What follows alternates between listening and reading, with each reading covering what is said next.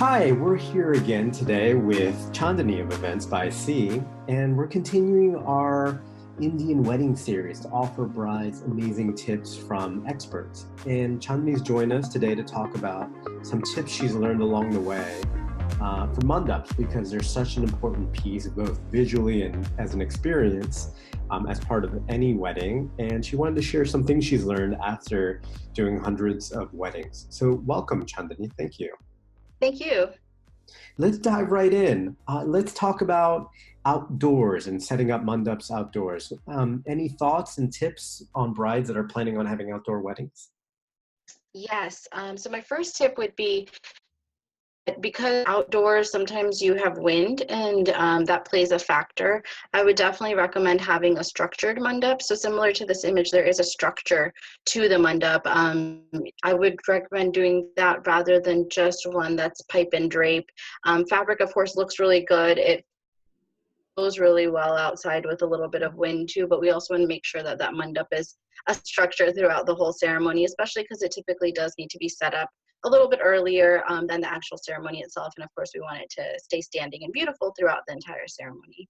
The other thing I will say for outdoor weddings is definitely over the mandap to have some sort of shade, whether it's just fabric.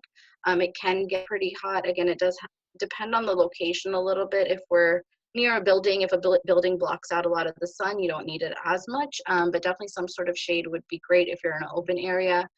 Even shade over the guests, or maybe giving them a favor like a hand fan or a little parasol type of umbrella, something like that, definitely helps just to keep them comfortable during the ceremony.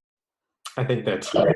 And this is probably a good example of a structured mandap, but Mhm. probably needs a bit more in the shade department, unless they're doing this, say, in the evening when the sun Right. is down.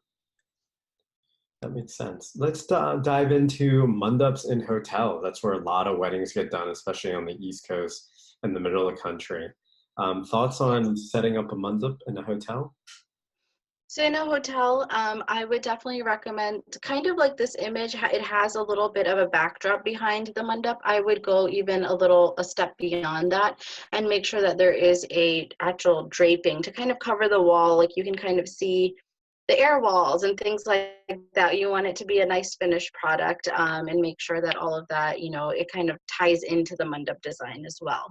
The other thing, sometimes I see couples wanting to skip on uplights during the ceremony when it is in a hotel, especially if there's no windows in the room. I definitely recommend having uplights, because I think what happens otherwise is you walk into the ceremony room and you see this beautiful mandap, but then the other three walls are kind of just empty, so the whole room doesn't kind of tie in together. So uplights are a good way that are cost effective also to help just tie in the entire room and make it all kind of match together. That's a great tip. I hadn't thought about the other three walls, but that really makes sense bringing them Mhm. together. Let's talk about the DIY mandap. A lot of brides are saying it's really expensive. These mandaps sometimes are several $1,000s. Can I just Sure. DIY it?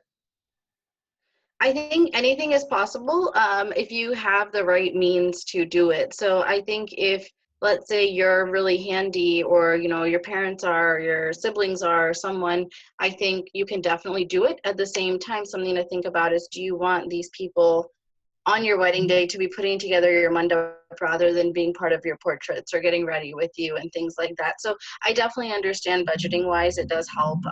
Sometimes if you do want a simple design, then it may be okay to do a DIY mandap. But again, just something to think about, is that dollar value worth than not having those people who are putting it together in your portraits and just in other special parts of the day.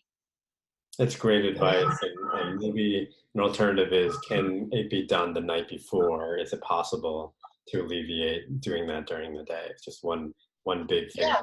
during the day. It definitely could be. I would say if it's an outdoor wedding, maybe not a good idea to do it Right. the night before. But if it is indoors, I mean, it really just depends on the venue's availability, if they'll let you set it up the night before, or if it's an afternoon wedding, maybe there's enough time in the morning to get it done. So yeah, all of those things definitely play a role in making that decision. Sounds great. Now let's talk about the modern mandap. Mhm. Obviously here in the U.S. and things have evolved in terms of how we do mandaps.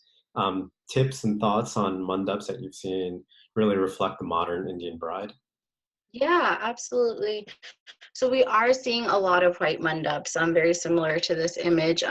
What we're seeing is actually more of fabric mandaps that I would say are going more towards the modern side, because most of the structured ones will have a lot of those carvings and, they're more traditional structured, they're gold, they're, big and bold, whereas a lot of couples now are wanting to go the simpler route in terms of the draping and the actual mandap design. Now they may want to add flowers, add candles, different things like that, to add to the design. But definitely we're seeing a more simplistic kind of base of the mandap than maybe what was happening 10 years ago, even 5 years ago, actually. But it just depends. Some people do want to go the more traditional route, but we are seeing more and more people go with the modern mandap, which is more simple draping and then adding florals and maybe some candles, chandeliers, different types of, kind of texture to it as well. Super fascinating. Really interesting to see how mandaps have evolved, from Hmm. not only coming across the ocean, but also even within the US, how they've evolved in the last 10 years as, Right.